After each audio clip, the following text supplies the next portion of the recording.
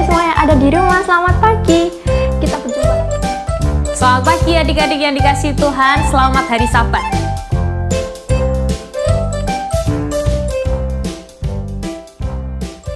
Halo adik-adik semua yang ada di rumah, selamat pagi.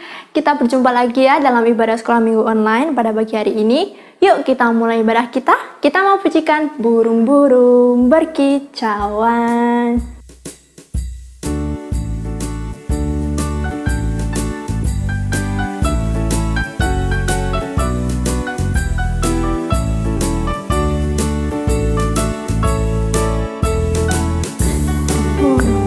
Berkicau menyambut sang surya, bunga bermekaran, alam riang-riang memuji namanya. Semesta bernyanyi karena kasihnya, tak berubah sampai selamanya. Puji agungkan namanya, hanya Tuhanlah yang layak untuk dipuji, hanya Tuhanlah yang layak untuk dipuji. Sekarang tangannya dilipat, matanya ditutup, kita mau berdoa. Tidak usah ditirukan ya. Tuhan Yesus, terima kasih Tuhan atas berkat-Mu pada kami di pagi hari ini. Engkau telah memberi kesehatan kepada kami. Tuhan, sebentar lagi kita mau mulai ibadah sekolah minggu kita. Tuhan kiranya berkati dari awal, pertengahan hingga akhirnya. Terima kasih Tuhan, Tuhan ampuni segala dosa dan kesalahan kami. Hanya dalam nama Tuhan Yesus Kristus kami sudah berdoa dan mengucap syukur. Amin. Oke, adik-adik di rumah, kakak undang untuk bangkit berdiri. Kita mau pujikan Allahku besar, kuat dan perkasa.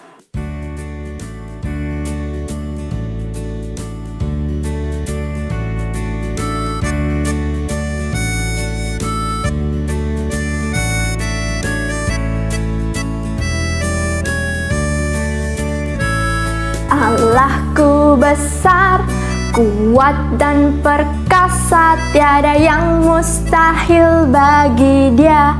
Oh oh, Allahku besar, kuat dan perkasa, tiada yang mustahil bagi Dia.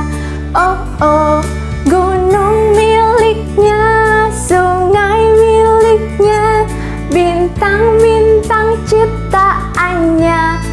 Oh oh, Allahku besar, kuat dan perkasa, tiada yang mustahil bagi Dia. Oh oh, masih bangkit berdiri. Kita mau lebih semangat lagi. Kita mau pujikan Aku Mau Ikut, Aku Mau Ikut.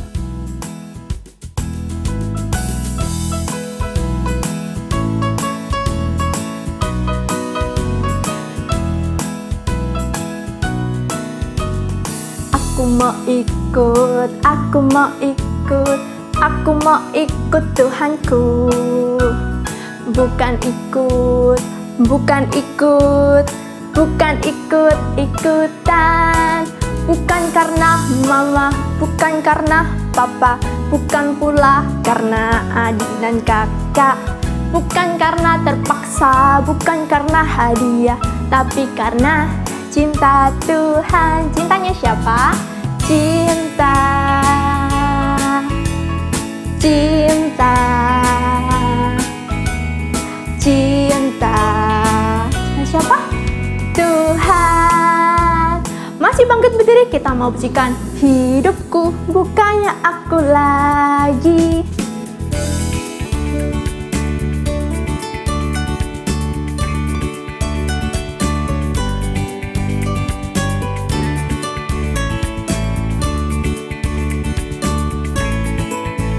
Hidupku bukannya aku lagi, tapi Yesus dalamku.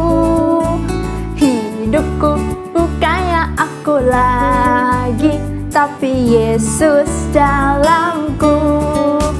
Yesus hidup, Yesus hidup dalamku. Hidupku bukannya aku lagi, tapi Yesus dalamku. Kita pujikan sekali lagi. Hidupku bukannya aku lagi, tapi Yesus dalamku. Hidupku bukannya aku lagi, tapi Yesus dalamku. Yesus hidup, Yesus hidup dalamku. Hidupku bukannya aku lagi, tapi Yesus dalamku. Amin. Yesus hidup dalam diri kita. Bukan kita yang hidup, tapi Yesus yang hidup di dalam kita. Oke, adik-adik boleh duduk semua.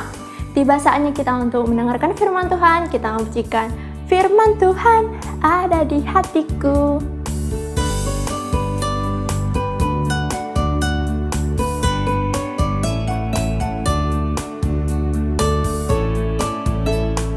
Firman Tuhan ada di hatiku, ada di jalanku, ada di hidupku, dan terus bertumbuh sirami jiwaku.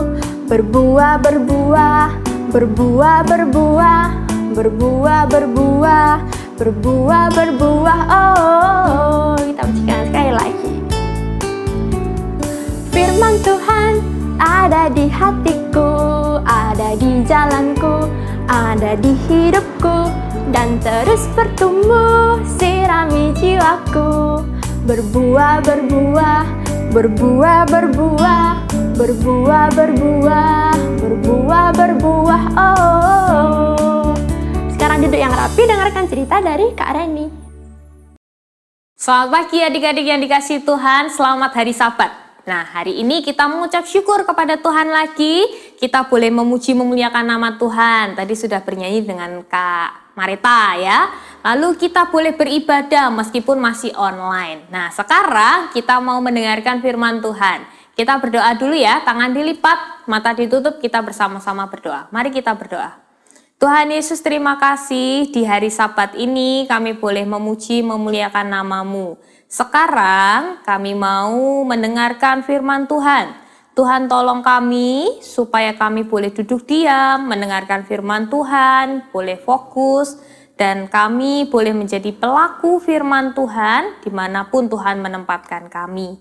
Terima kasih Tuhan Yesus, di dalam nama Tuhan Yesus kami siap mendengarkan firman-Mu. Amin. Nah, adik-adik yang dikasihi Tuhan, tindakan apa yang menyenangkan hati orang tua kita? Banyak ya, pertanyaannya gampang karena jawabannya ada banyak sekali. Tindakan apa yang menyenangkan papa mama kita?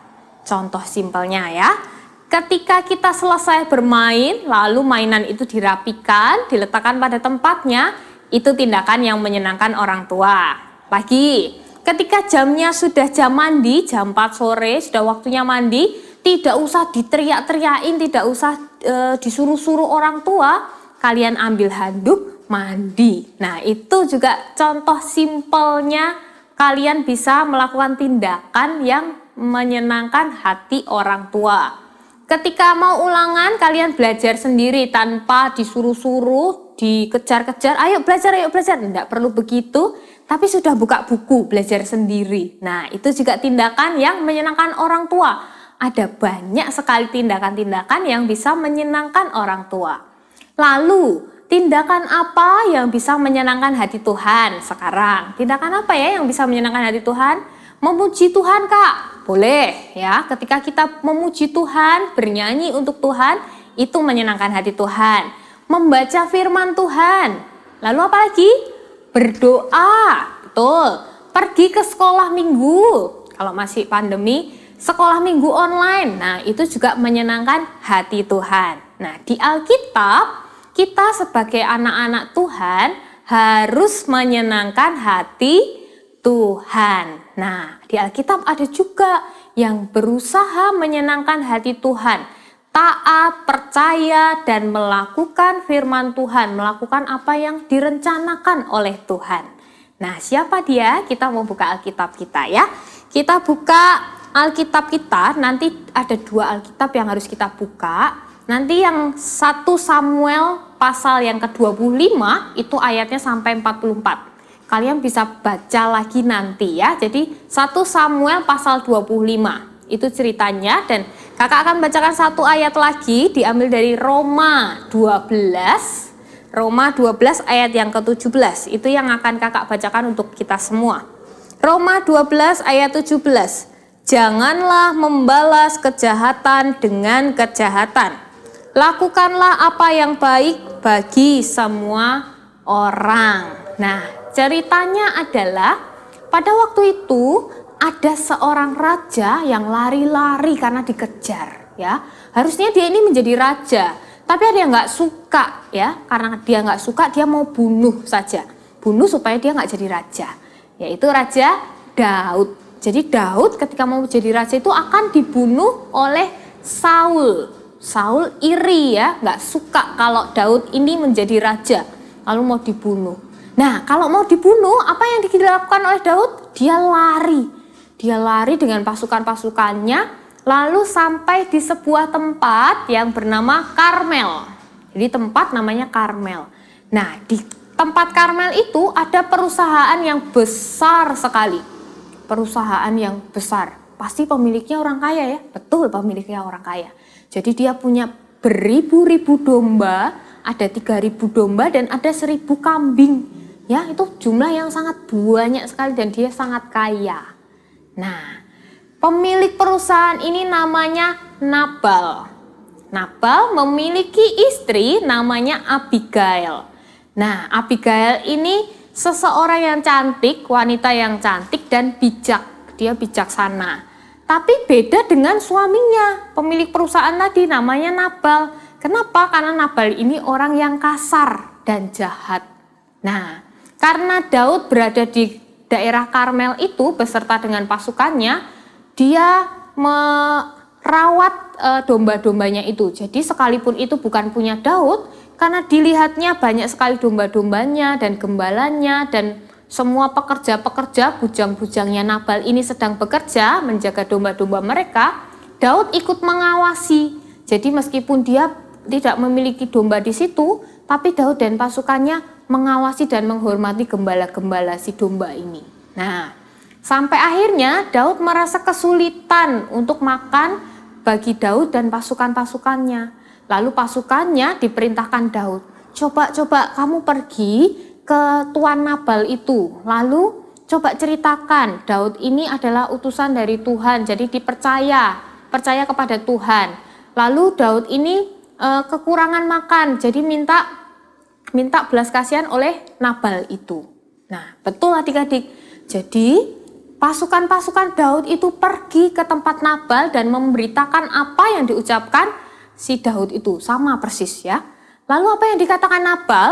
Kalau dia tahu semua domba-dombanya itu juga diawasi juga oleh Daud, pasti diberikan, kan? Karena Daud orang baik, ya. Tapi tidak, adik-adik. Jadi Nabal ini karena jahat dan kasar, dia maki-maki. Dia memaki-maki pasukan-pasukan Daud. Hah? Siapa dia? Siapa Daud? Aku enggak kenal Daud. Masa aku mau memberikan makananku ini sama Daud? Daud itu siapa? Aku enggak kenal.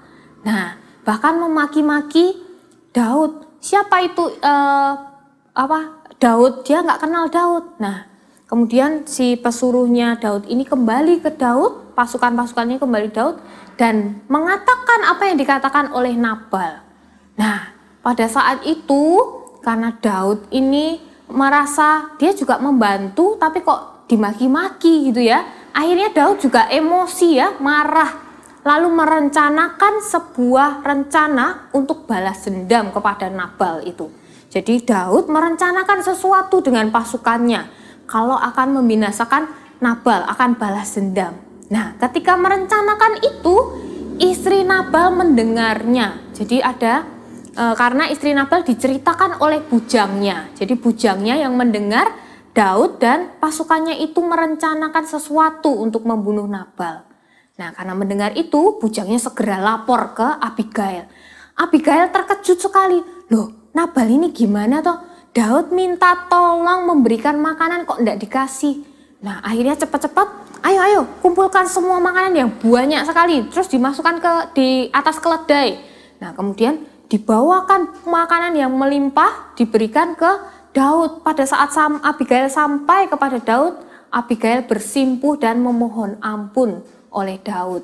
Dia berkata, Nabal itu tidak tahu, ya Nabal itu memang seperti namanya, bebal, ya bebal. Jadi tolong ampunilah si Nabal itu. Ini aku berikan makanan, aku saja yang menggantikan memberikan makanan ini kepada Daud. Lalu Abigail memberitahukan kepada Daud supaya tidak membalas dendam. Biarlah nanti Nabal ini urusan dengan Tuhan. Kamu jangan membalas dendam. Bukankah Tuhan sudah memerintahkan penghakiman itu ada di tangan Tuhan? Jangan sampai kamu terlibat. Nah, akhirnya Daud juga tersadar dan tidak jadi untuk membalas dendam. Nah, apa yang terjadi oleh Nabal tadi? Betul seperti yang dikatakan Abigail. Penghakiman itu ada pada Tuhan. Nah, setelah kejadian itu, Abigail pulang ke rumahnya dan didapati Nabal suaminya itu tubuhnya kaku. Kaku semua selama 10 hari, tidak bisa bergerak, tidak bisa berjalan ya, bergerak aja susah ya. Jadi tidak bisa ngapa-ngapain selama 10 hari diranjang di tempat tidur. Dan sampai hari yang ke-10 akhirnya Nabal mati. Nah, itu penghakiman yang dari Tuhan. Kemudian Daud bersyukur. Puji Tuhan, aku tidak jadi balas dendam. Kalau aku balas dendam, pasti aku juga dihukum oleh Tuhan. Nah, adik-adik, apakah kita pernah mengalami hal serupa? Jadi kita dinakali oleh teman kita mau balas dendam, gemes ya, pengen dibalas gitu, dipukul, pengen banget cepet-cepet balas pukul gitu ya. Nah, tapi di dalam kisah ini kita diajarkan untuk tidak membalas dendam, karena penghakiman itu hanya hak Tuhan, bukan hak kita. Kita nggak boleh menghakimi orang lain, apalagi balas dendam kepada orang lain. Nah, yang pertama, hal yang menyenangkan hati Tuhan tadi apa? Taat, ya, taat dan percaya. Kalau Nabal itu tidak taat dan tidak percaya bahwa Daud ini adalah orang yang takut akan Tuhan, bahkan sampai dimaki-maki. Nah, kita tidak boleh demikian ya, kita harus taat dan percaya kepada firman Tuhan. Tidak boleh memaki-maki ya, tidak boleh meremehkan firman Tuhan. Kita harus percaya kepada firman Tuhan itu. Kemudian yang kedua adalah menjadi bijak. Bijak itu apa ya?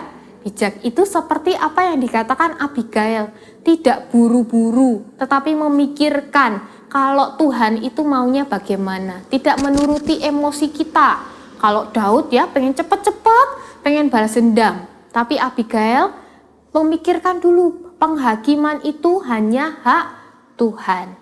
Jadi biarlah kita menjadi anak-anak yang menyenangkan hati Tuhan, percaya dan taat kepada firman Tuhan, dan menjadi bijak. Ya, demikian firman Tuhan, kiranya kita semua boleh menyenangkan hati Tuhan. Kita bersama-sama berdoa. Tuhan Yesus, terima kasih kami boleh bersama-sama mendengarkan firman Tuhan. Tuhan tolong kami untuk meneladani firman yang pagi hari ini kami dengarkan, sehingga kami boleh menyenangkan hati Tuhan dengan taat dan percaya kepada firman Tuhan dan menjadi bijak. Terima kasih Tuhan Yesus untuk firman-Mu pada pagi hari ini. Di dalam nama Tuhan kami, Tuhan Yesus Kristus, kami berdoa dan bersyukur. Amin.